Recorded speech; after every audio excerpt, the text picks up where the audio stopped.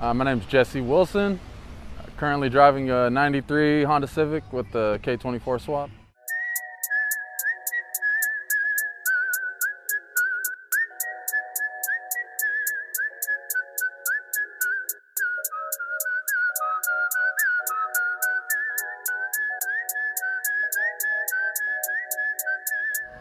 First car was a '78 Cadillac Seville on spokes. Riding dirty, $400 car. I love Cadillac. I don't know, I got a soft spot for Cadillacs and lowriders. I don't know if California got to me or what, I don't know exactly what it is, but I've always liked Cadillacs. Low and slow, you know, cruising. Yeah, spokes, man. I don't know what it is about spokes. I definitely want another lowrider someday. Drove it to high school every day with no tags, well, stolen tags technically, you know.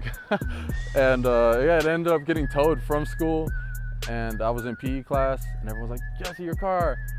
And I remember looking back and there it went on a tow truck. That was the last time I ever saw it. I always wanted a clean Civic. I had one that was like 5 different colors before this one.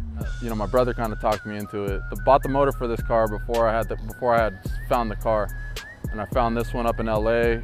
The guy had just had it painted, and it was just a rolling shell, no motor or anything.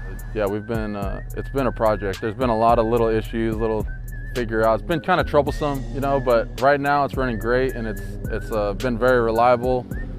It makes 220 horsepower and 180 foot-pounds of torque. And it's not really much, but for how light the car is at 2180, it's a lot of fun, you know. Originally, it was just I wanted a fun daily driver. I kind of tried to find a happy medium between track, you know, daily driving, drag racing. You know, I kind of wanted to mix it, like be able to do whatever I wanted with the car, and that's kind of what I ended up with. You know, this is my first swap or anything like that, really modifying a car. So, and my brother's been in the Honda game for, you know, 5 or 6 years. So he definitely helped a lot in doing the swap. I definitely wouldn't have been able to do it without him and his know-how. And then one of my other buddies, Darren, he owns a shop in San Marcos, Cartel Customs. And anything that's kind of beyond my knowledge or my brother's knowledge, I usually go to Darren, and he usually has an answer for me or will help us out, figure out, you know, the little things that we don't really know.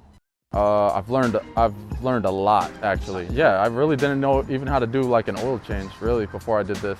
Now I feel like, you know, I could drop the motor and swap the tranny and do all that stuff now. So I don't know, I feel like, yeah, it's always a learning process. I feel like I'm learning something every time I work on it.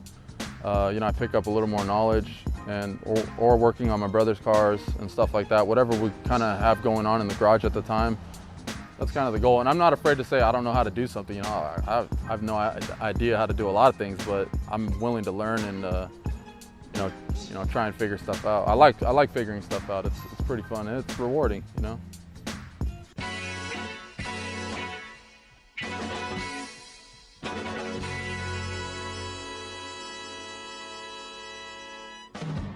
We're trying to change the way the community reacts towards one another.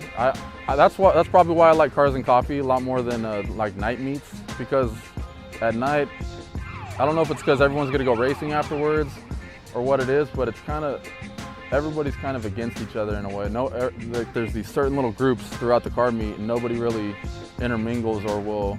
They don't know how to take a compliment and they don't know how to give a compliment. I don't know, I think that's why I kind of tend towards the Cars and Coffee, because you could talk to people and, you know, they're you know, more than willing to tell you about their build and show interest in your own build.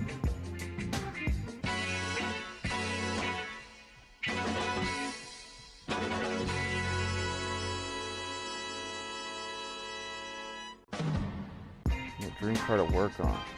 Definitely the Datsun, dude. 69 Datsun I have back at my brother's house. I want to finish that thing, but every time I get some money to work on it, then the Honda breaks. It's inevitable, every time. So right now the car's at a good spot where it's reliable. I haven't been racing it too much. I've been trying to take it easy on it, not break anything, and hopefully get to work on the Datsun here pretty soon. I can't wait to drive that thing.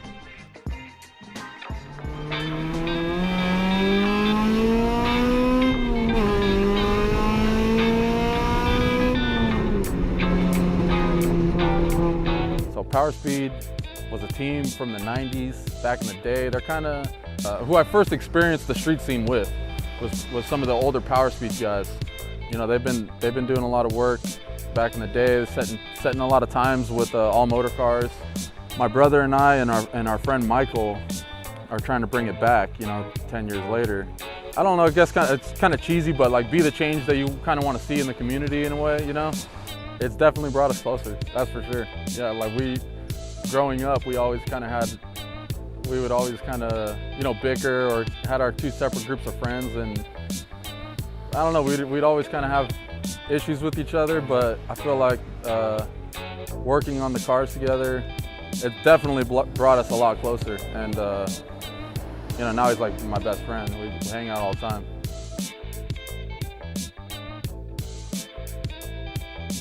Turbo. Boost, man. I'm slowly piecing together a turbo kit. I've been grabbing up parts anytime I see them on sale, really. You know, I know I'm gonna miss the naturally aspirated feel, especially in the canyons, because once I go boost, it's gonna be straight line, you know, highway car. I want to take out some supercars someday. That's the goal. But yeah, I'm just gonna slowly piece together the turbo kit and you know, be a sleeper.